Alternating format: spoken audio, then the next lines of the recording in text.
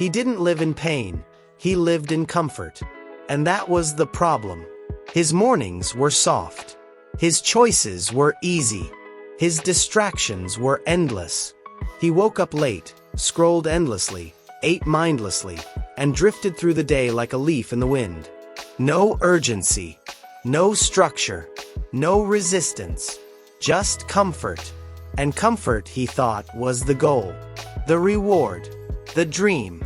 But deep down, something felt wrong. Not loud, not dramatic, just off. A quiet ache, a subtle fog, a sense that something was missing. He couldn't name it, but he could feel it. In the way he avoided mirrors, in the way he postponed decisions, in the way he filled silence with stimulation. He was not broken, he was undisciplined. And discipline, he would learn, is not punishment. It's power. But first, he had to see the truth. The truth that comfort is not peace, it's paralysis. That ease is not freedom, it's erosion. That pleasure is not purpose, it's distraction. He began to notice the patterns. The way he avoided discomfort at all costs. The way he chose short-term relief over long-term growth. The way he feared effort more than failure. And he asked himself, what am I becoming? Not in theory, not in ambition, but in habit, in ritual, in repetition. Because we don't rise to our goals, we fall to our systems. And his system was chaos. He had no morning ritual, no physical discipline, no mental clarity, just reaction, just escape, just noise. He consumed motivation but never acted. He watched others build but never began. He dreamed big but lived small. And the worst part? He thought this was normal. He thought this was life. But life, he would learn, is not found in comfort. It's forged in challenge. He remembered a quote, hard choices, easy life. Easy choices, hard life. And his life was getting harder. Not because of pain, but because of avoidance. He avoided the gym. He avoided silence. He avoided truth. And avoidance, he realized, is the slow death of potential. So he began to question everything. What do I do when no one's watching? What do I choose when it's hard? What do I become when I stop escaping? The answers weren't pretty, but they were honest.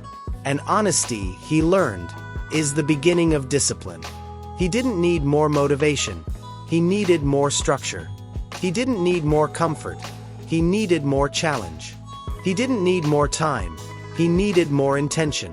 So he made a decision, not to change everything overnight, but to begin, to build one ritual, one habit, one act of discipline.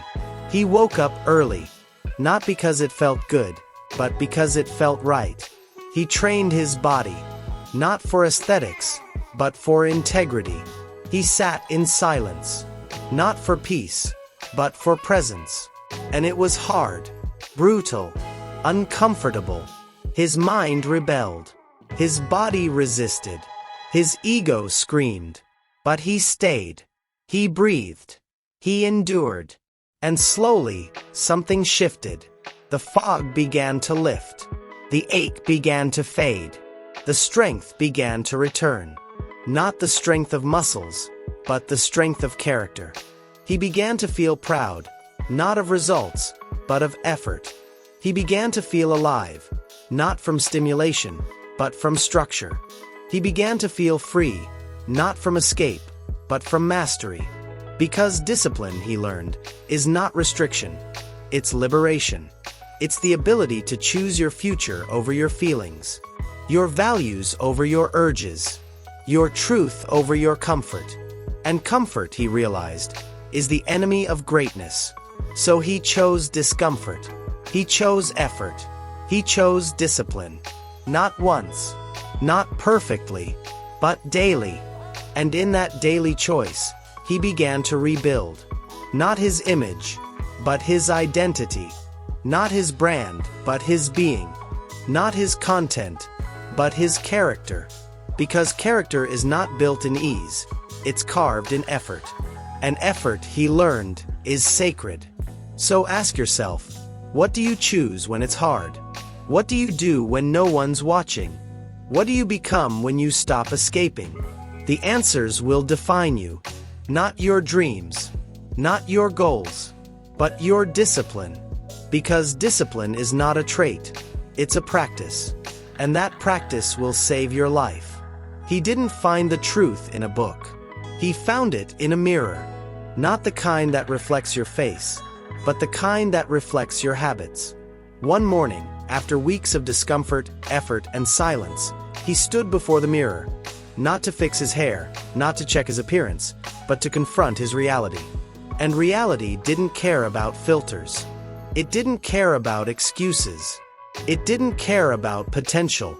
It only showed patterns, rituals, repetition.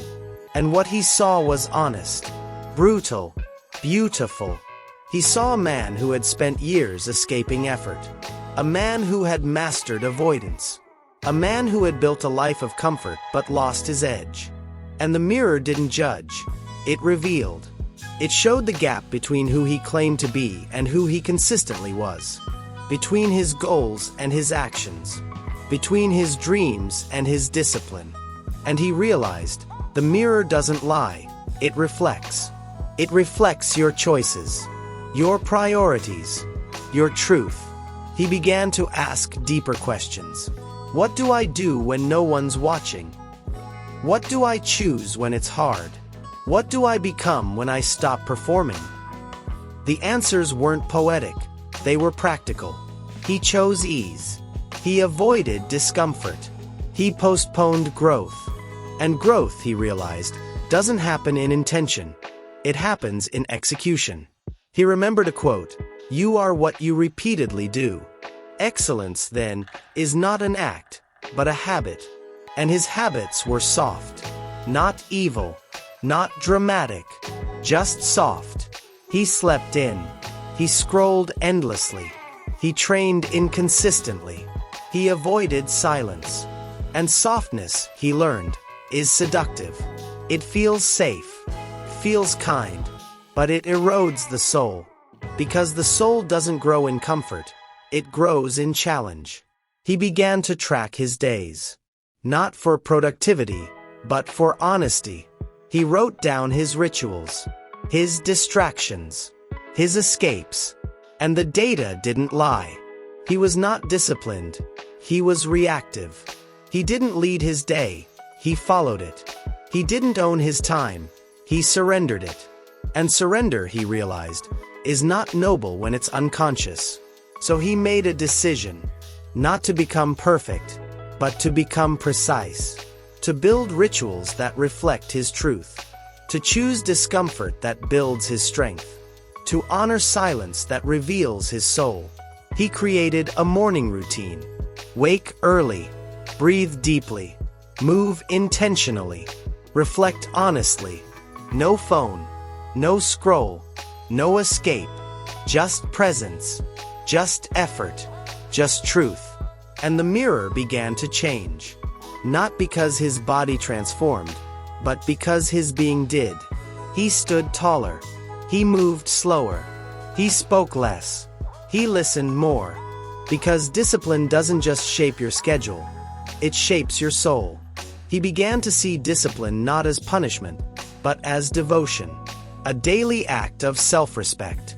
A sacred ritual of alignment. A quiet rebellion against chaos. And chaos, he realized, is the default. If you don't choose structure, you inherit disorder. If you don't choose effort, you inherit regret. If you don't choose truth, you inherit illusion. So he chose truth. Daily, quietly, relentlessly. And the mirror became his mentor. Not with words, but with reflection. It showed him who he was becoming. Not who he wanted to be, but who he chose to be. And choice, he learned, is everything. You don't become disciplined by accident. You become disciplined by decision. And that decision must be made every day. In silence, in discomfort, in truth. So ask yourself, what does your mirror reflect? Not your face, not your image, but your habits, your rituals, your truth. Are you proud of what you see? Are you honest about what you choose? Are you willing to change what you repeat? Because repetition is destiny, and discipline is the architect. Build wisely, choose consciously, reflect honestly, because the mirror doesn't lie, it reveals. And what it reveals will either break you or build you. He didn't fight the world, he fought himself. And that war was the hardest of all. Every morning, the battle began. Not with swords or screams, but with silence, with resistance, with a quiet voice that said, "Stay in bed, skip the workout, scroll a little longer." It wasn't loud, but it was relentless. And he realized, discipline is not a one-time decision. It's a daily war. A war between comfort and clarity, between impulse and intention, between who you are and who you could be. He woke up early, but his body begged for sleep. He stepped into the cold, but his mind craved warmth. He reached for the journal, but his fingers twitched toward the phone. And every time he chose discipline, it hurt. Not physically, but spiritually. Because growth demands sacrifice. And sacrifice demands strength. Not the strength of muscles, but the strength of character. He began to see his mind as a battlefield. On one side, the voice of comfort, distraction, escape. On the other, the voice of truth, effort, alignment. And both voices were his. That was the paradox. He was both the enemy and the hero, both the resistance and the revolution. And every day he had to choose. Not once, not dramatically, but moment by moment, breath by breath, choice by choice. He remembered a quote, "You will never always be motivated, so you must learn to be disciplined." And motivation, he realized, is a mood. Discipline is a muscle, and muscles grow through resistance. So he embraced the resistance. He welcomed the discomfort. He honored the struggle, not because it felt good, but because it felt real. Because real growth is not glamorous. It's gritty. It's waking up tired and showing up anyway. It's feeling doubt and acting anyway. It's hearing fear and moving anyway. And every time he did, something shifted. Not outside, but inside. He began to trust himself. Not because he was perfect, but because he was consistent. He began to respect himself. Not because he achieved, but because he endured. He began to love himself. Not because he performed, but because he persisted. And persistence, he learned, is sacred. It's the quiet fire that burns beneath the surface. The invisible force that builds character. The silent strength that rewires the soul. He faced setbacks, missed workouts, slipped routines. But he didn't quit. He didn't spiral. He didn't escape. He returned. And return, he realized, is the essence of discipline.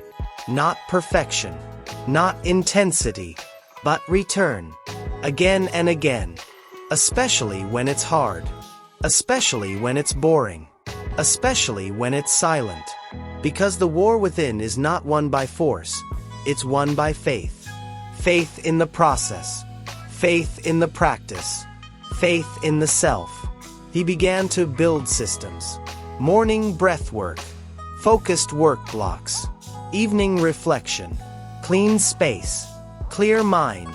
And slowly, the chaos faded. The fog lifted. The strength returned.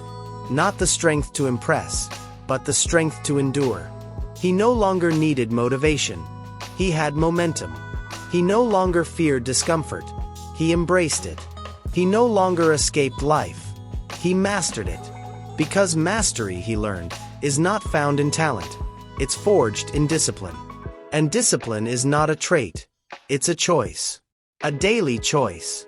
a sacred choice, a quiet choice. So ask yourself, what war are you fighting within? What voice do you listen to when it's hard? What choice do you make when no one's watching? The answers will define you. Not your dreams, not your goals, but your discipline. Because discipline is not loud, it's loyal. And loyalty to your future is the greatest act of self-love. Fight the war, feel the resistance, honor the struggle, and return, again and again, until the war becomes a rhythm, and the rhythm becomes your power. He didn't find peace in freedom, he found it in structure. After the war within, after the daily battles of discipline, something shifted. Not dramatically, not instantly, but quietly, subtly, powerfully. He began to feel a rhythm, a pulse, a pattern, and that pattern was sacred.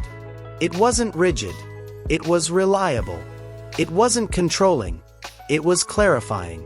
Because structure, he learned, is not a prison, it's a path out of chaos, a path into clarity, a path toward mastery. He built rituals, not for productivity, but for presence. Wake early, breathe deeply, move intentionally, reflect honestly. No scroll, no noise, no escape, just silence, just effort, just truth. And the truth was simple. His life didn't need more freedom, it needed more form. Because form creates flow, and flow creates focus, and focus creates freedom.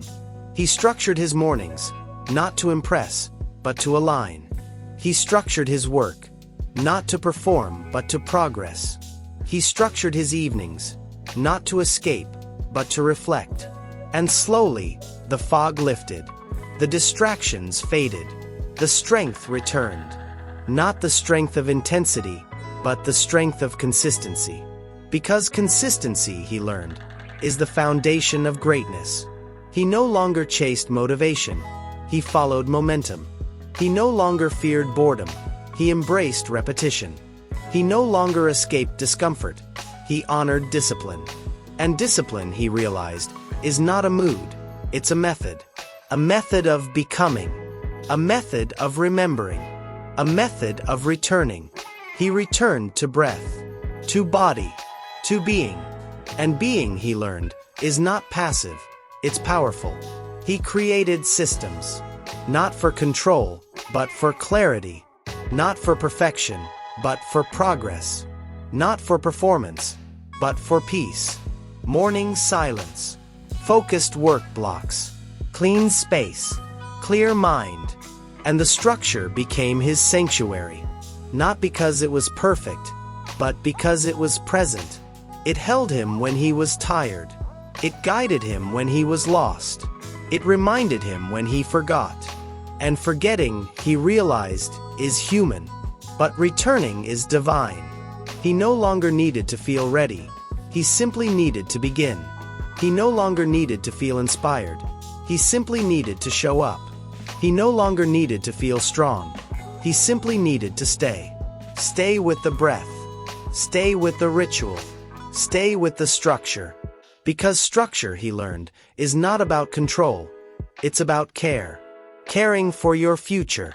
Caring for your focus. Caring for your soul. He remembered the times he lived without it. The chaos. The confusion. The fatigue. And he forgave himself. Not with excuses, but with compassion. Because healing doesn't come from shame, it comes from structure. And structure is the architecture of healing. He began to protect his time. Not with apps, but with awareness. He began to honor his energy. Not with hacks, but with habits. He began to live intentionally. Not with intensity, but with integrity. And integrity, he learned, is the alignment between values and actions. Between truth and time. Between soul and schedule. So he aligned. Quietly. Daily. Relentlessly. And the structure became his strength. Not because it was rigid, but because it was real. So ask yourself, what is your structure? What do you return to when life gets loud? What rituals hold you when motivation fades? The answers will shape you. Not your goals, not your dreams, but your systems. Because systems create outcomes. And structure creates freedom. Build wisely. Align deeply. Return daily. Because the power of structure is not in control. It's in clarity. And clarity will save your life. He didn't become free by escaping effort. He became free by embracing it.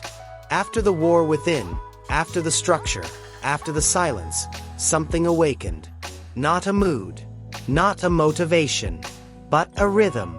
A quiet, unwavering rhythm of discipline. He no longer needed to feel inspired. He simply needed to begin. He no longer needed to feel strong. He simply needed to stay. He no longer needed to feel ready. He simply needed to return. And return he did. Daily, quietly, relentlessly. Because discipline, he learned, is not a punishment, it's a privilege. The privilege of choosing your future over your feelings. The privilege of honoring your soul over your urges. The privilege of becoming who you were meant to be. He no longer chased freedom in chaos. He found it in clarity. He no longer chased peace in comfort. He found it in effort. He no longer chased identity in performance. He found it in presence. Because presence, he realized, is the fruit of discipline. He began to live differently. Not perfectly, not rigidly, but consciously. He used technology, but it no longer used him. He consumed content, but it no longer consumed him. He connected online, but he no longer disconnected from himself. Because discipline had taught him what chaos never could. That freedom is not found in escape, it's found in alignment. That peace is not found in stimulation, it's found in silence. That power is not found in performance, it's found in practice. He began to protect his mornings. No phone, no scroll, just breath, just movement, just truth. He began to honor his evenings. No stimulation, no distraction, just reflection, just gratitude, just silence. And in that silence, he found strength. Not the strength to fight, but the strength to feel. Not the strength to perform, but the strength to pause. Not the strength to prove, but the strength to be. He remembered the times he chased success to feel enough. The times he clung to relationships to feel whole. The times he performed wisdom to feel powerful. And he smiled, not with shame, but with compassion. Because discipline is not perfection. It's permission. Permission to be flawed. Permission to be free. Permission to be real. He walked through the world differently now. He spoke less, but meant more. He did less, but felt more. He chased less, but received more. Because discipline had rewired his soul. It had reset his mind. It had rebirthed his being. He no longer feared solitude. He honored it. He no longer feared boredom. He embraced it. He no longer feared stillness. He embodied it. Because in stillness, he found everything he had been chasing in noise. So ask yourself, what does discipline reveal to you? What parts of you awaken when the scroll stops? What truths emerge when the stimulation fades? You don't need to escape to heal. You don't need to perform to be loved. You don't need to scroll to feel alive. You simply need to pause, to breathe, to listen. Because the freedom of discipline is not a moment, it's a movement.